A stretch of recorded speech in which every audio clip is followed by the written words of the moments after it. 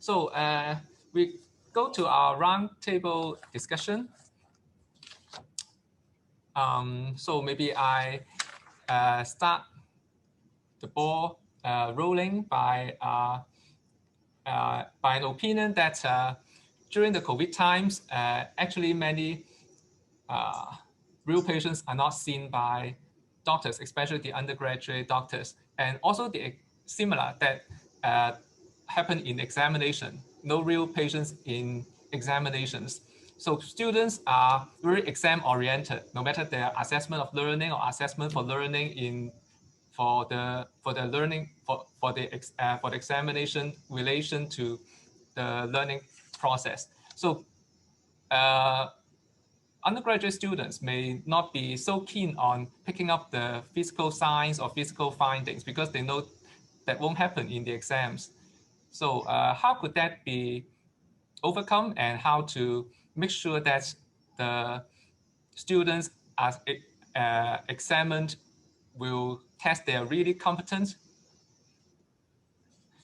See if any of you may share your views. Perhaps I can start. We just had the exams for year 5, which cover family medicine, obs-gynae, psychiatry, and also pediatrics. And since SARS, we don't actually have real patients. We have surrogate patients, and we still continue with that with regards to it's a history taking, but it's not like an examination, okay, during this exam.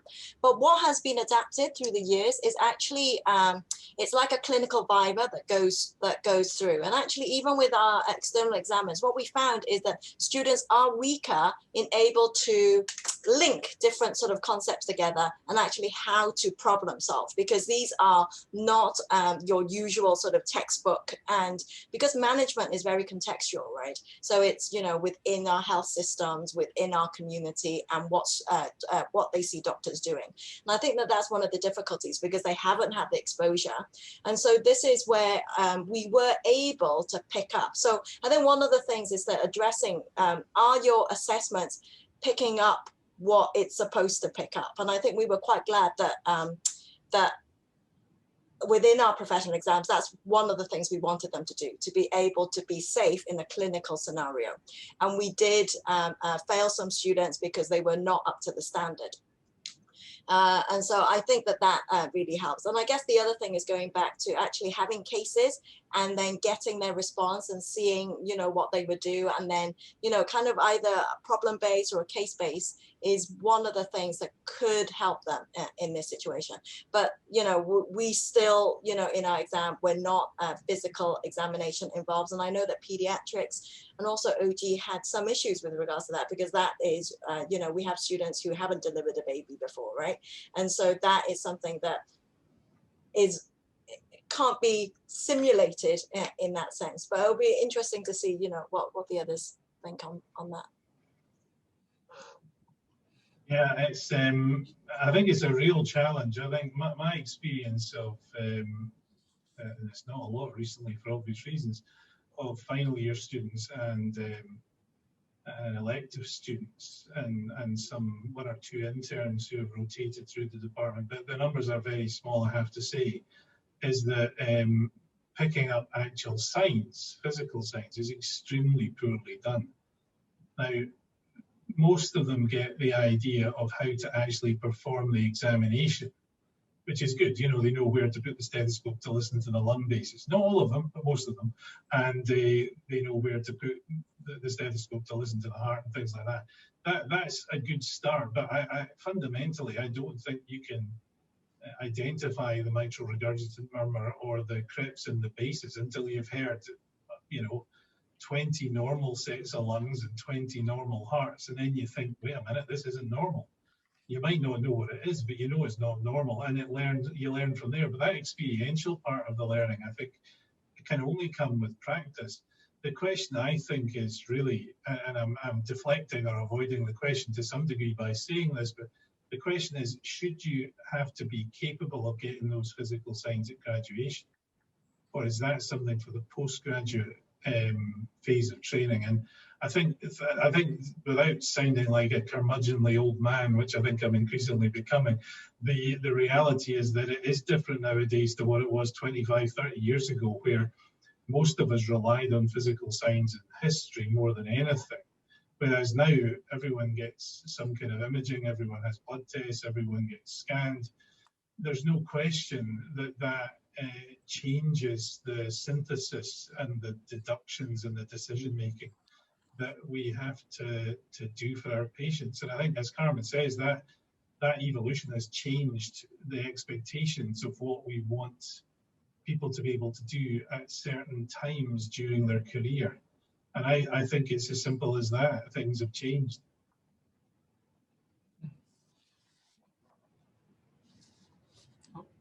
Thank you. Dr. Hao?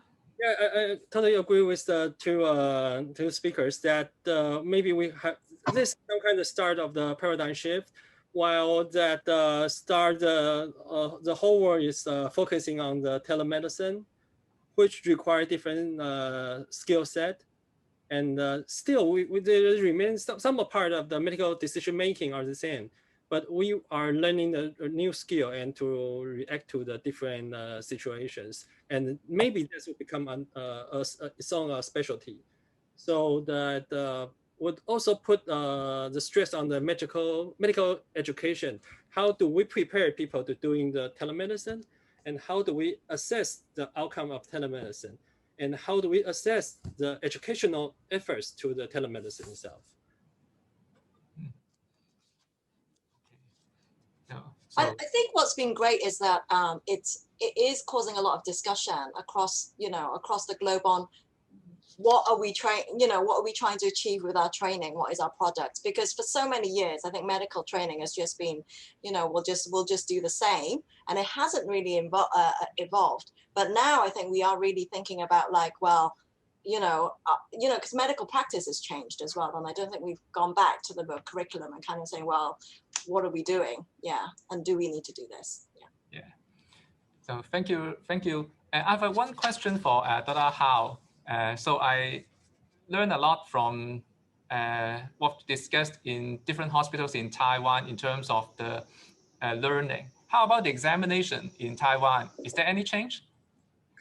Not really. We have a unified exchange hosted by TSEM. That one was not brought online. That was still physical. So yeah, that's quite the same. So yeah, Taiwan is one of the best performed region in the world in terms of COVID-19, which we admire very much. Yeah. Then we have one question to Professor Graham, and the question is about he or she is about entering clinical years this year, and was wondering if Professor Graham could elaborate more on game-based clinical teaching for EM. Yeah. So no, thank you. I mean, what we've been looking at, and one of our colleagues is about to do a study on this, is to look at some of the commercial software that's available that in a very basic format takes a patient with a set of vital signs and you can ask or interrogate the game or the model for specific clinical signs, say basal crepitations or raised GVP or a cardiac murmur or abdominal pain or whatever it happens to be, and you'll get certain prompts depending on what you ask the machine or the program to examine. And then again, it's about synthesizing the presenting complaint, the physical signs, the vital signs, to see what your objective diagnosis or diagnoses might be in order of probability. And then it again depends on the exact programming that you use, and we're looking at one in particular. You then have a range of therapeutic options that you may want to consider, and the program, at least on paper, will give you feedback in terms of, say you choose diuretic for heart failure, will that improve things? Yes, no. if you choose a beta blocker, will it make things better? Yes, no. If you choose something, you know, like a amlodipine, will it make it better?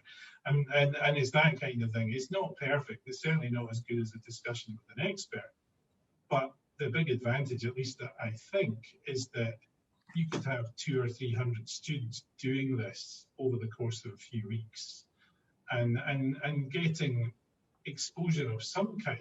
It's not, I don't think it's perfect, but this is what we need to assess if the option of seeing real life patients with real life clinical conditions is less feasible in the real world. But at the moment, what I would stress is that we're assessing how good it is.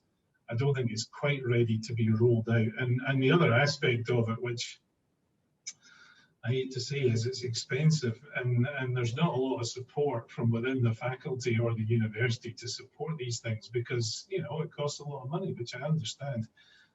Whereas you're already paying all the tutors. The challenge is that balance between safety and efficacy in terms of learning.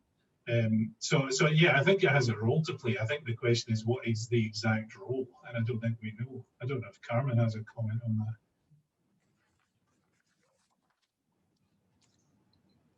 Sorry? I don't know if you have a comment on that, on gaming per se, for teaching.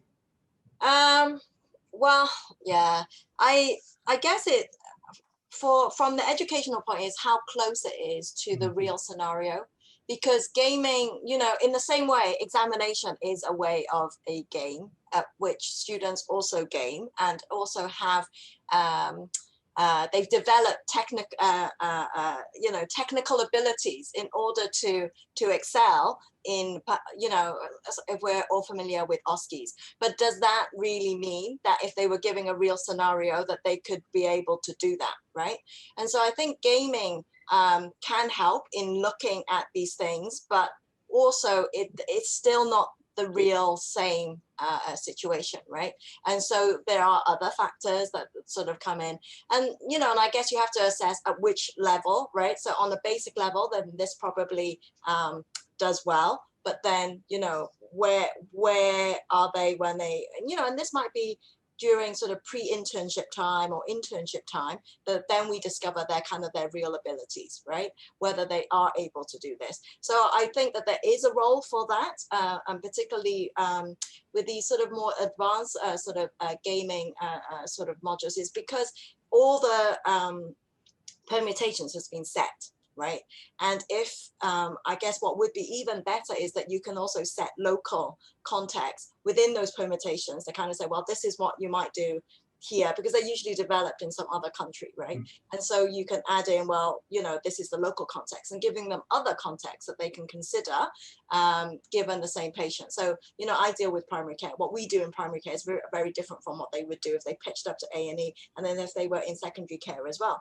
And so I think that, you know, I think that it's there, the basic form, but I think that, you know, it can be enhanced. And I think that, you know, it'll be great if you know, if that's possible. Yeah. In the interest of time, we may discuss the last question that was posted. So the question is primarily to Professor Wong, but others can also supplement. For areas that do not need bedside teaching, do you think there is actually better in terms of efficiency for online teaching to preclinical students? Yeah, so I guess this you will have to look at, you know, the learning outcomes, right? And so, you know, when Colin was saying, you know, there are things that you just, you know, if you just need to rote learn, you just need to be familiar with that.